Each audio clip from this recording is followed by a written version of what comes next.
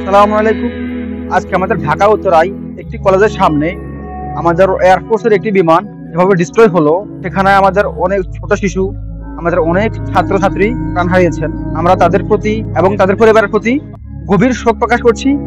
একই সাথে মহান আল্লাহ রাব্বুল আলামিনের কাছে আমরা দোয়া করছি, মহান আল্লাহ রাব্বুল আলামিন যাতে তাদেরকে শহীদ হিসেবে কবুল করে নেন, আমিন।